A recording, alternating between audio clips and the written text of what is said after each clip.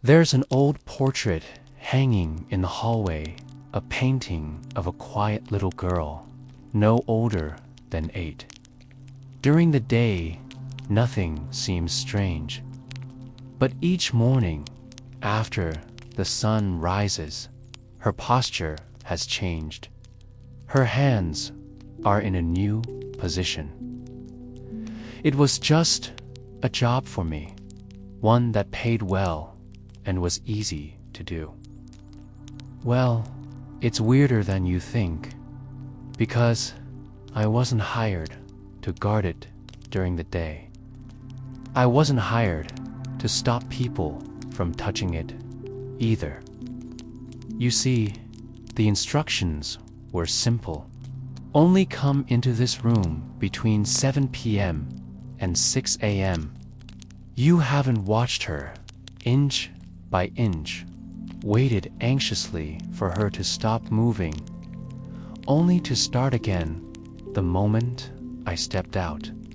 You haven't spent months trying to figure out why a painting would move on its own. Maybe then you'd understand. Don't let anyone disturb the girl in the painting or move her, and leave the room at exactly 6 a.m. every morning. Not the boss, not my family, not anyone. The only person who knew was the guy who hired me. It wasn't long before he returned, though. He walked in like nothing had happened, like he hadn't vanished for weeks. "Good to see you haven't slacked off," he said, handing me another envelope. "Keep going. Soon it'll be finished, and we can both move on." My hair turned gray, and my skin wrinkled. I grew old, sitting in that room, watching the girl in the painting. I walked up to the painting and pushed the girl back into the frame. The boy grabbed her hand, pulling her back. Then they started spinning around, faster and faster. The room started spinning. I felt sick. I don't know how much time passed, but eventually they stopped. The boy disappeared, but the girl stayed. She looked at me, her eyes pleading. Then she began to cry. But that's when I noticed something different. She wasn't alone anymore. The boy, he remained the same, forever a child trapped in a man's body.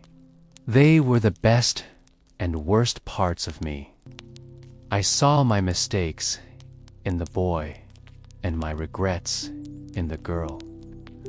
I loved them both, even if they didn't feel the same way. Standing next to her was a boy the same age as her, maybe a little younger. He was pointing outside the window. Some wounds are too deep to reopen. But every once in a while, when the sun sets and the moon rises, I feel an emptiness inside me that reminds me why I'm still guarding the girl in the painting. Because even though she's free now, she never stopped moving. And so was the boy. They turned to me, their faces pale and drawn. "Who are you?" the girl asked. I didn't know what to say. I'm here to help," I lied. I had no idea what I was doing, but I could tell they were scared. So I did the first thing that came to mind. I helped them escape.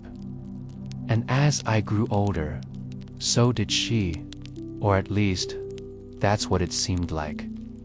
She would turn 18, then 21, then 25. But she didn't look any different. She still looked like that quiet little girl who refused to speak. "Stick to the task," he said, his voice emotionless, "and you will be paid handsomely." We didn't stop until we reached a small town.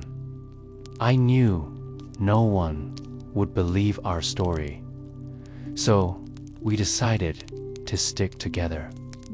The girl and the boy became my new purpose, my new obsession. I didn't care if they believed me or not.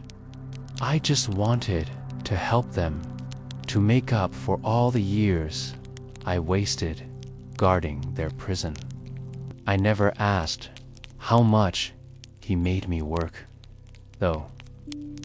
One day, he just stopped showing up altogether. No more payments, no more instructions, no more sightings. I don't know what I was supposed to do, but I couldn't just stand there. So I did the only thing I could think of. I climbed into the painting. It wasn't hard. I just put my hand through the canvas and pulled myself inside. It was like he vanished into thin air. "Is that understood?" I nodded, scared to say anything. I had a feeling he wouldn't take kindly to any more questions. He told me he'd pay me as long as I needed, that I could stay in that room as long as I wanted, that I shouldn't tell anyone what was happening. Why? Because someone needs to. Then he turned and walked away without another word. But he never explained why. He was as much of a mystery as the girl in the painting. I only knew him as Mr. Williams. He was always dressed in black suits and wore sunglasses, even at night. That last part is important. Leave the room at exactly 6 a.m., no matter what. All I had to do was sit here in this room from 9 a.m. to 5 p.m. But the longer I stayed in that room, the more serious it got. And most importantly, why is she moving? So I started the nightly ritual. Every night, I would stand by the door and wait until 7 p.m. rolled around. I couldn't ask him again, not after what happened last time. I was too scared, but I also couldn't help myself. I had to ask, what's going on? Why are we doing this? As soon as the clock struck 7, I would enter the room, walk up to the painting, and push her back into the frame. Then I'd stand there and watch her for a few hours until she stopped moving, which took a lot longer than you'd think. Even now, years later, I still wonder if she ever moved when I wasn't watching. If she spun around and saw me standing there, staring at her. I'd like to think she did. I'd like to think she tried to escape. The girl in the painting would move during the night. I don't know why, but she does. And I have to stop her. At first, it was subtle things, like her hand moving or her head turning. Then it became more obvious. She'd scoot up or down, sometimes even spin around to face the door. I don't know what she's doing, but I can't let her keep doing it.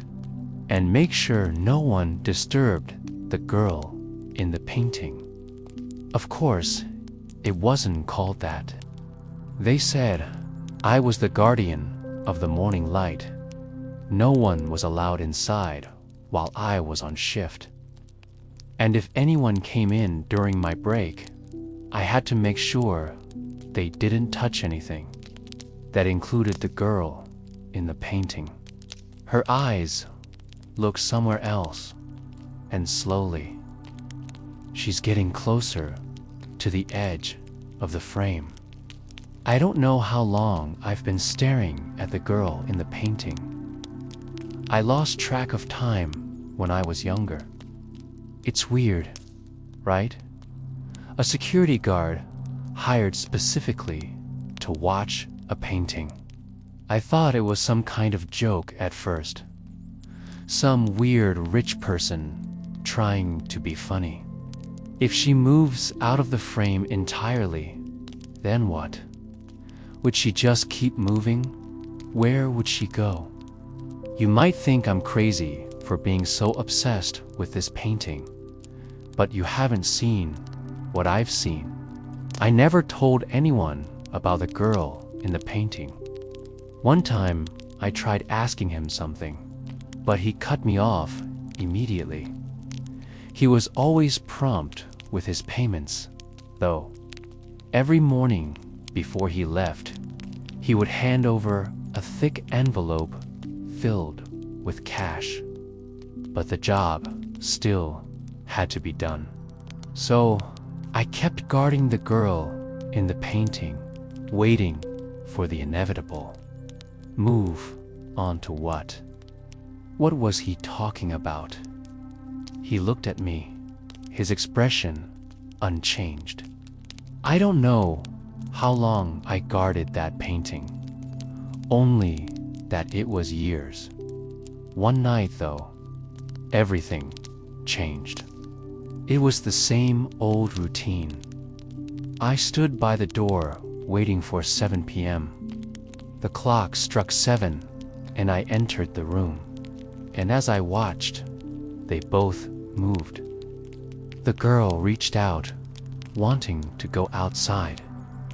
I don't know why, but it broke my heart, and what I saw next shocked me. The girl in the painting was real. We ran through fields, raced across mountains, and flew over rivers.